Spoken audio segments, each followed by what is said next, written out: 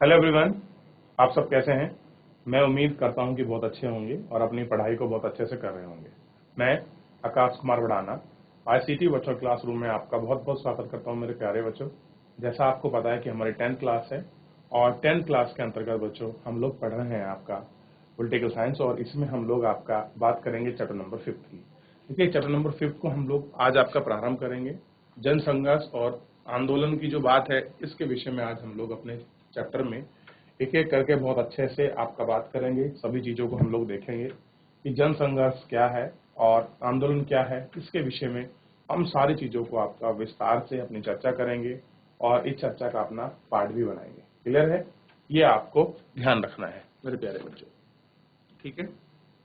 देखिए, सबसे पहले हम चैप्टर का जो आपका परिचय है इस परिचय पर चलते हैं और इस परिचय के माध्यम से जो भी आपकी महत्वपूर्ण चीजें हैं उनको सबका जानने का हम लोग प्रयास करते हैं। देखिए, पिछले अध्याय में हमने पढ़ा है कि लोकतंत्र में सत्ता का बंटवारा क्यों जरूरी है। क्या पढ़ा है कि जो हमारा लोकतंत्र है इसमें सत्ता का जो आपका बंटवारा है वो क्यों जरूरी है, ये हमको देखना है। सरकार के अलग अलग अंग तथा विभिन्न सामाजिक समूहों के कैसे सत्ता में हासिल करते हैं और कैसे हैं कि जो अलग अलग सामाजिक समूह हैं उन सामाजिक समूह में हम लोग अपनी जो सत्ता है हम उसको कैसे जो है अलग हासिल कर सकते हैं। इस अध्याय में हमने इस पिछली चर्चा को आगे बढ़ाते हुए आपका देखा कि सत्ताधारी स्वच्छंद नहीं है, ठीक है। आपने ऊपर पड़ने वाले प्रभाव और दबाव से वे मुक्त नहीं हो सकते और कह रहे हैं कि अपने ऊपर पड़ने वाले प्रभाव और जो आपका दबाव है वो उससे आपका मुक्त नहीं हो सकती। इतना आपने देखा, ठीक। यानी कि देखिए, लोकतंत्र में सत्ता का बंटवारा क्यों है, सबसे पहले आप मुझे ये बताइए, क्योंकि मैं ये चीज सब कुछ आपको पिछले अध्याय में आपको पढ़ा चुका हूं। क्यों जरूरी है सत्ता का बंटवारा, क्यों है ये सारी चीजें, अगर मैं आपसे पूछ लूं सिंपल ही तो आप मुझे बता सकते हैं मेरे प्यारे बच्चों। क्योंकि सत्ता के इस बात के बंटवारे के अंतर्गत बहुत सारी चीजें ऐसी होती हैं जिसमें हर वर्ग, हर समूह, हर जाति को साथ लेकर आपके चलने की जो है वो बात होती है, ताकि हम लोग उसमें सब चीजों को आपका सम्मिलित करके उन सबको आपका चल सकें। ऐसी हमारी और हमारी सरकार की कोशिश होती है और संविधान में इसका प्रावधान भी किया गया है। लोकतंत्र में अमूमन हितों और आपके नजरियों का टकराव चलते रहते हैं। अब कह रहे हैं जो लोगों में लोकतंत्र का जो हित है अमूमन और जो उनका टकराव है ये हमेशा क्या मिलेगा आपको, चलते रहेंगे। ये टकराव हमेशा आपको मिलता है। हितों और नजरियों के इस द्वंद्व की अभिव्यक्ति संगठित तरीके से होती है। कैसी होती है? जो द्वंद्व है और इसकी जो अभिव्यक्ति है वो कैसी होती है, इनके आपके तरीकों से होती है। जिनके पास सत्ता होती है उन्हें परस्पर विरोधी मांगों और दबाव में संतुलन बैठाना पड़ता है।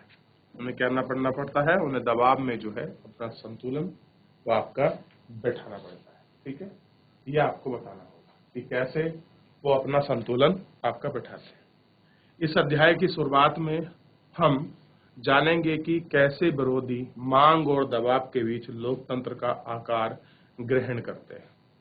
क्या देखेंगे कि लोकतंत्र में कैसे लोग हैं जो उसका मांग और इन सब चीजों के बारे में अपना जो है नजरिया रखते हैं, कैसे ये सारी चीजें करते हैं। इन सभी को हमको एक एक करके आपका देखना है और एक एक करके हम लोगों को इस पर बात भी करनी है। तो इतना देखिए, फिर आगे बढ़ते हैं। देख लिया आप लोगों ने, क्लियर है। इस चर्चा के क्रम में हम यह भी जानेंगे कि आम नागरिक विभिन्न तरीके तथा संगठनों के सहारे लोकतंत्र में अपनी भूमिका निभाते हैं। कि जो बहुत सारे लोग हैं वो किस तरह से इन संगठनों के सहारे क्या करते हैं मेरे प्यारे बच्चों, और किस तरह से जो है अपनी जो आपकी भूमिका है वो कैसे निभाते हैं, इस पर भी हम लोगों को आपकी चर्चा करनी है। एक एक की कैसे वो अपनी चर्चा कर रहे हैं, ठीक है। अध्याय में हम राजनीति को प्रभावित करने वाले अप्रत्यक्ष तरीके यानी कि दबाव समूह तथा और दबाव आंदोलनों की हम चर्चा करेंगे। इस अध्याय में हम अगले की बात के लिए तैयार होंगे कि इसमें राजनीतिक सत्ता का राजनीतिक दबाव के जरिए नियंत्रित करना, राज सत्ता को नियंत्रित रखने के लिए आप प्रत्येक तरीकों की आपकी चर्चा की गई है कि कैसे हम लोग जो राजनीतिक दल हैं हम उनकी चर्चा करेंगे, हम उनको नियंत्रित करेंगे, कैसे आपकी सत्ता को हैंडओवर करेंगे। ये सारी चीजों को हम लोगों को आपका देखना है और कैसे हम लोगों को ये सबसे पहले आपका बात करनी है। तो इन सभी विषयों पर हम लोग आपका चर्चा करेंगे, एक एक करके हर जगह हम अलग अलग रूप में इनको देखेंगे और सब चीजों को हम लोग बहुत समाहित करके बहुत अच्छे से हम लोग इन पर अपनी बात भी करेंगे। ठीक है, तो ये सारी चीजों को आपको ध्यान देना है, इन सारी चीजों को पढ़ना है। आप इनको पढ़िए, कोई भी डाउट बनता है, कोई चीज आपको समझ नहीं आती है, मेरे प्यारे बच्चों आप मुझसे लाइव जुड़कर चैट के माध्यम से आप अपनी क्वेरी को, आप अपने प्रश्न को, अपने डाउट को मुझसे पूछ सकते हैं। कोई भी स्कूल का कोई भी बच्चा पूछिए, अगर कोई डाउट है इसमें, इस परिचय में कोई चीज आपको समझ नहीं आई है तो आप मुझसे पूछ सकते हैं। कोई भी स्कूल का कोई भी बच्चा देख लीजिए, सारी चीजें आपके सामने हैं, देख लिया।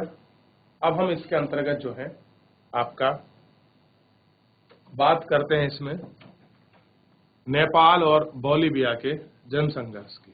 ठीक है, क्या बात करेंगे? नेपाल और आपका जो बोलिविया का जनसंघर्ष है उसके विषय में हम लोग आपका बात करेंगे। नेपाल और बोलिविया के में जनसंघर्ष देखिए,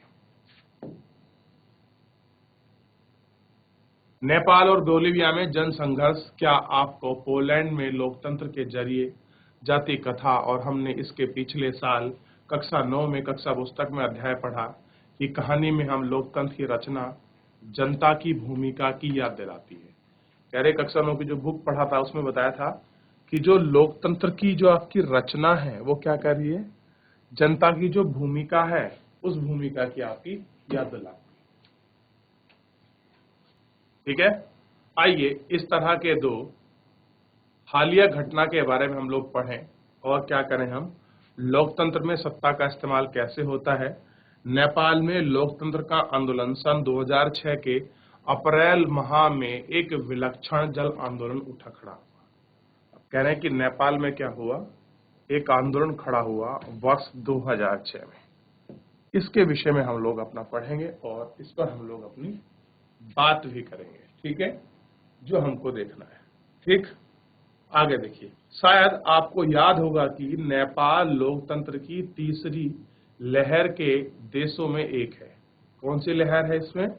जब स्टार्टिंग में लोकतंत्र बन रहे थे उस टाइम तो नहीं बना, लेकिन बाद में जो लहर आई आपकी थर्ड लहर, उसमें ये क्या हुआ, आपका लोकतंत्र जो था नेपाल में चला, जहां 1990 के दशक में कायम हुआ। नेपाल में राजा औपचारिक रूप से राज्य का प्रधान बना रहा।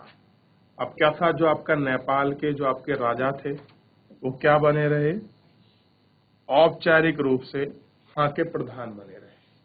यह आपको ध्यान रखना है। ठीक है, क्या बने रहे, औपचारिक रूप से वहां के जो आपके प्रधान हैं वो आपका बने रहे, ये तुम्हें देखना है। लेकिन वास्तविक सत्ता का प्रयोग जनता के द्वारा निर्वाचित प्रतिनिधियों के हाथों में था। अत्यधिक राजतंत्र से संवैधानिक राजतंत्र इस संक्रमण के राजवृंदन ने स्वीकार कर लिया, लेकिन तानाशाही खानदान के एक रहस्य में कत्लेआम राजा वीरेंद्र की हत्या की गई। नेपाल के नए राजा ज्ञानेंद्र लोकतंत्र शासन को स्वीकार करने के लिए तैयार नहीं थे। वो क्या नहीं कर रहे थे, आपका लोकतंत्र को स्वीकार करने के लिए तैयार नहीं थे।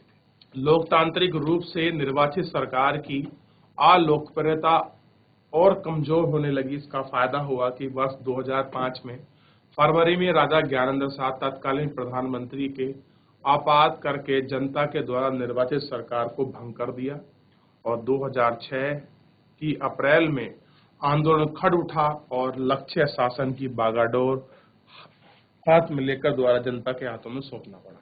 अब देखिए, सबसे पहले ही लोकतंत्र की जब मांग उठी तो उस लोकतंत्र की मांग उठने के लिए 1990 में ये पहला प्रयास रहा। जैसा कि हम लोगों ने पढ़ा कि 1990 में क्या हुआ था, ये प्रयास आपका नेपाल में रहा। ठीक, अब जब वहां आपका प्रयास हो रहा था तो उस समय क्या हुआ, राजा ने जो सारी बागडोर थी अपने हाथों में ले ली।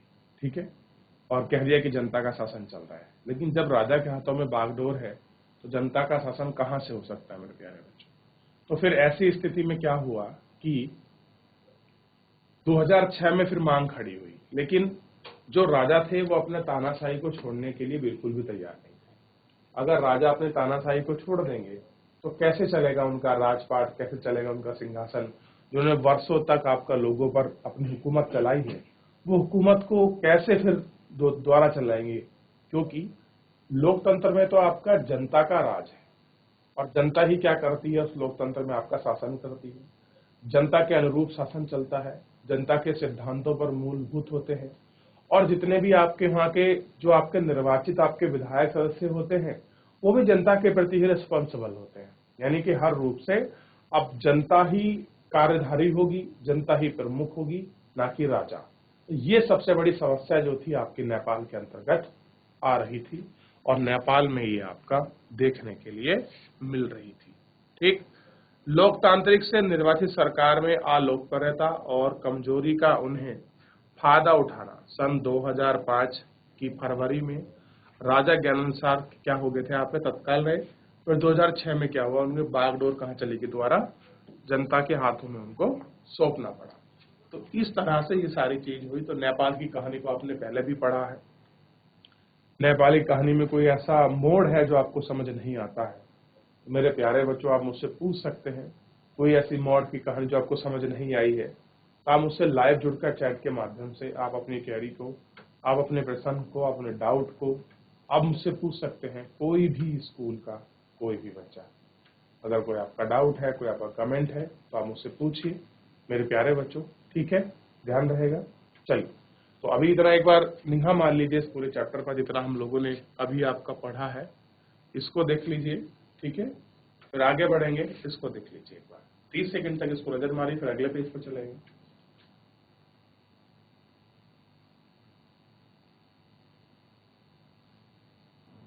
देख लिया बच्चों, ये वाला पेज देखिए, इसको पूरा पढ़ा, पूरा समझने की आपने कोशिश करी कि नेपाल का जो जन संघर्ष था वो किस प्रकार था, उस जन संघर्ष में क्या क्या चीजें हो रही थी, ये सारी चीजें आपको समझने की जरूरत थी।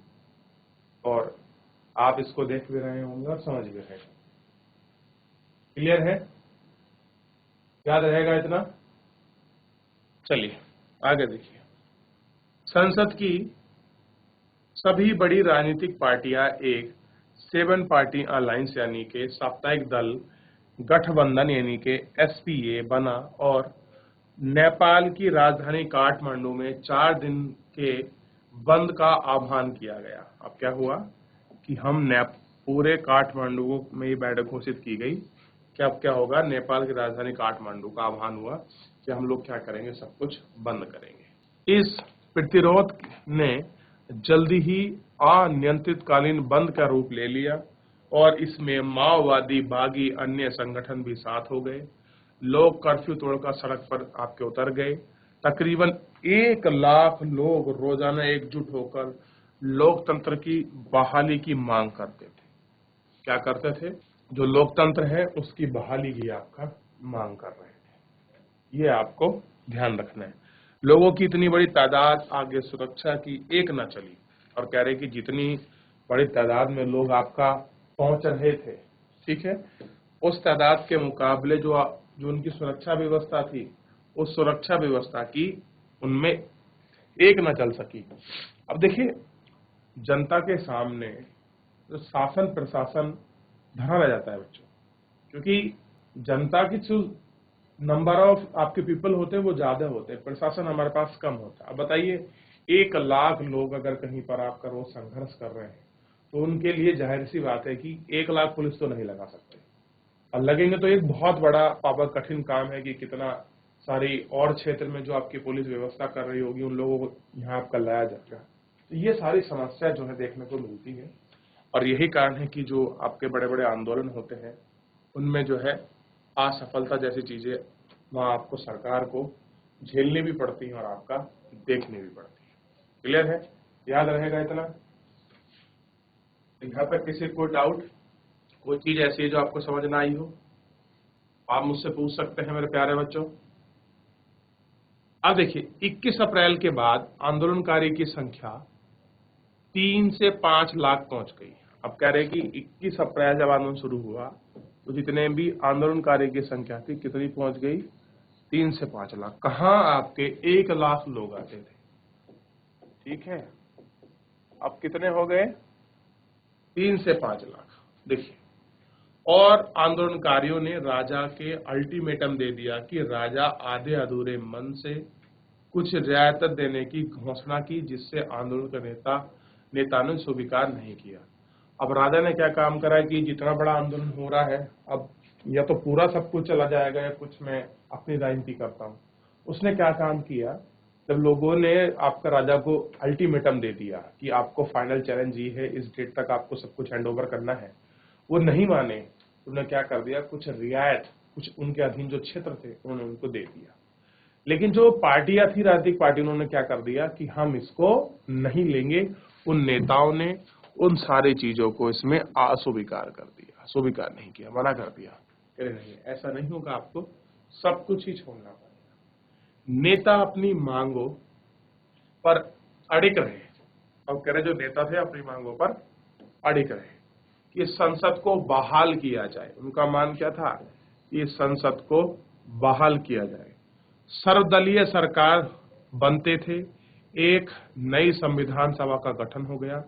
24 अप्रैल 2006 को अल्टीमेटम का अंतिम दिन था। इस दिन राजा 3 मांगों को मानने के लिए बाध्य हुए।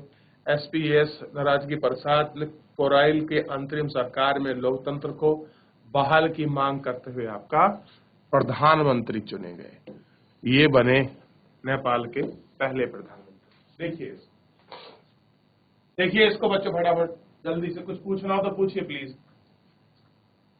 इसमें अगर कोई भी आपका डाउट है, जितना हमने पहले पढ़ा है, ये जो हमारा ये पेज है, इसमें कुछ पूछना है, या फिर जो आपका नेक्स्ट पेज है इसमें कुछ पूछना है, आप मुझसे पूछिए मेरे प्यारे बच्चों।